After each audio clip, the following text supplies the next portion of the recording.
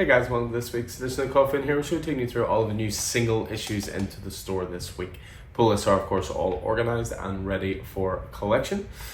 Keep in mind our signing with Tini Howard on the 20th of November, coming up soon as well.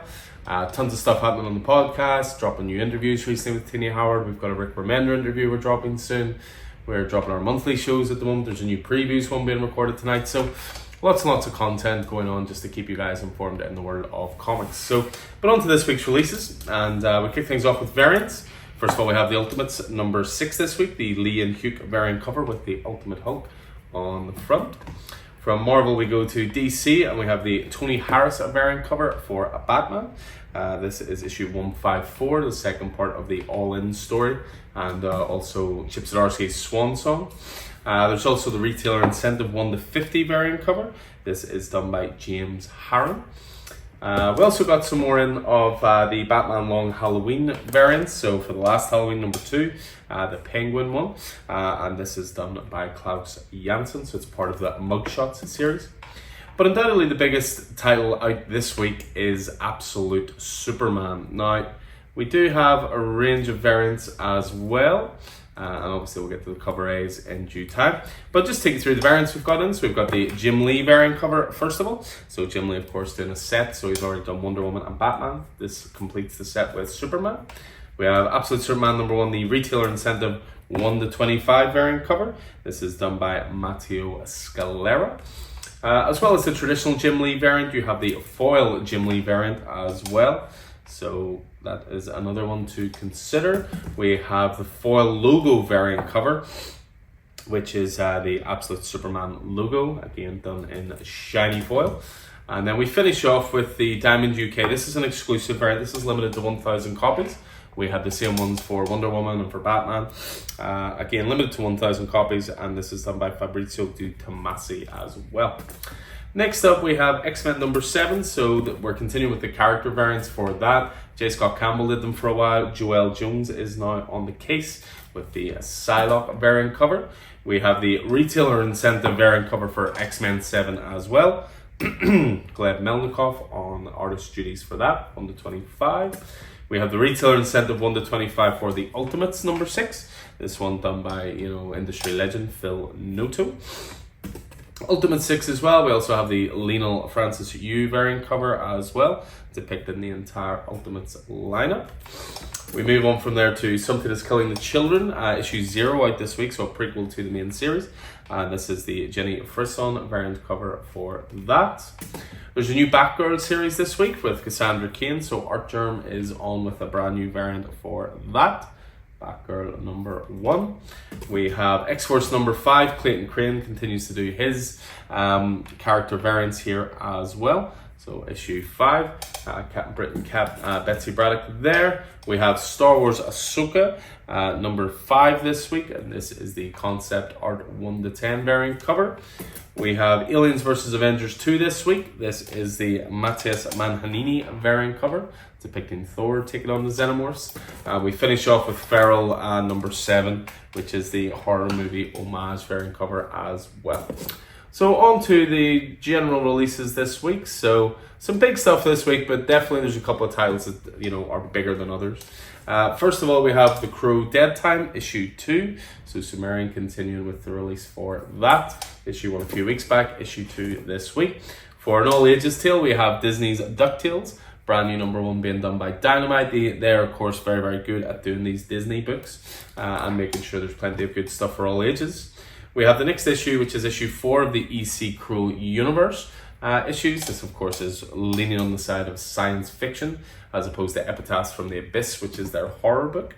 Next up, from Kelly Sue DeConnick and David Lopez, this is FML. FML stands for My Life. I don't know an awful lot about this, but I've picked up a copy myself, so I'm going to give that a read. That's from Dark Horse Comics.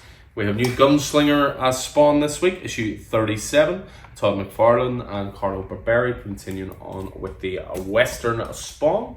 Speaking of the Disney titles, there's also new Hercules this week, issue 6. For Hercules, I believe they tend to be 6-issue series, so number 6 this week. The Moon is Following Us. This is definitely one of my favorite number ones this year. Daniel Warren Johnson and Riley Rossmo. It's went back to its 3rd print already. I mean, we're only 2 issues into it and it's already in the 3rd print. Shows you how in demand it is. So 3rd print's in store this week. We have Nemesis Rogues Gallery, the next in Mark Miller and Valerio Giordano's basically evil Batman book, for lack of a better term, and his evil sidekick in this, no less. We have issue 10 of Public Domain, so continuing on Chip Zdarsky's sort of examination, slight love letter and slight criticism of the comics industry and how it works. We have Voices in My Head, which was a horror book. We had it in a few weeks ago. We got more copies in stock. So horror anthology, just a one-shot there. The biggest indie release this week is probably The Walking Dead Deluxe. It's issue 100. Just look at that cover from David Finch. Absolutely glorious. First appearance of Negan, of course, for The Walking Dead 100. So on from there and on to Marvel. And again, it's quite a big week for Marvel. A lot of big titles, actually. So there's Aliens vs. Avengers 2, kicking things off. So Jonathan Hickman and Esad Ribic on art. We have Avengers number 20 from Jed McKay. Continuing on with his Avengers run. He's 20 issues in already. We have Kahori, Reshaper of Worlds. This is a Marvel Voices special. So just a one-shot there. We are coming to the end of the Marvel Superheroes Secret Wars facsimile range.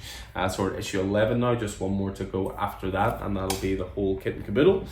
There is a one-shot this week for Negasonic Teenage Warhead, a character you may remember from comics, obviously, but also from Deadpool 2 as well. So one shot there. We have the last issue this week of Spider-Man Black Suit and Blood. This, of course, is the Spider-Man anthology-based book for the Spidey Black Suit. We have Spider Society number 4, continuing on with the sort of exploration of the Spider-Verse. Star Wars Ahsoka number 5, continuing on with this adaptation from Rodney Barnes. I showed you a couple of variants, but yeah, definitely a big one this week is Ultimates number 6. Dennis Kemp and Juan Fragleri continuing on with their excellent Ultimate title. We have Venom War number 4 of 5, so just one issue to go on this. Al Ewing, Iban Coelho on art. And then we go into X Corner for the last 3 titles. We have X Factor number 4 this week.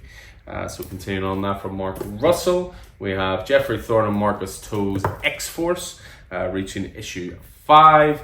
And then we finish off the X Corner with issue 7 of X-Men. Jed McKay on that, of course. Lovely Rand Stegman cover there. So we move on from there and on to DC. Definitely the biggest release this week, given previous issues that were released in the Absolute line, is the launch of Absolute Superman. So brand new number 1, Jason Aaron writing, Rafa Sandoval on art. Fantastic first issue, can't recommend that enough. That's perfectly in line with the 2 previous titles that came before it. We have Action Comics 1074, the weekly series continues for Action Comics. Mark Waid continuing on writing duties, Clayton Henry on art. I'd mentioned we have a brand new Batgirl title, Cassandra Cain, star of her own title. This is from Tate Brombal and Takeshi Miyazawa. So yeah, brand new kickoff point there. We have Batman 154 this week. So continuing on, as I say, this is Chip Zdarsky's sort of farewell tour on Batman before it gets taken over by Jeff Loeb and Jim Lee for Hush 2. Another all-ages one we have is Batman Scooby-Doo Mysteries, issue 11 now as far as that. We have DC Horror Presents Creature Commandos, issue 2 of this one. So continuing on the DC horror line. Another new number 1 this week through DC is JSA, so a brand new launch for the Justice Society of America. It's Jeff Lemire on writing duties here and Diego Orlatuegi on art. There is another new all ages one, which is Little Batman month 1. This is a brand new story from the writer of the holiday movie, Merry Little Batman. A lovely homage there to Batman at year 1. And we finish off with Poison Ivy number 27 for this week's releases. So yeah, that's everything going on to the racks this Wednesday, this new comic book day, which is the 6th of November. Again, just remember 2 weeks today, we have our signing with Tini Howard in the store, 12 o'clock to 3 o'clock. Very much looking forward to that. Outside of that, pull lists are ready to go. Store's well stocked. Check out our previous video with all of the new graphic novels in this week. to give some insight into all the great stuff that's in the store this week. So, hope to see you guys in store throughout the week. Until then, take it easy.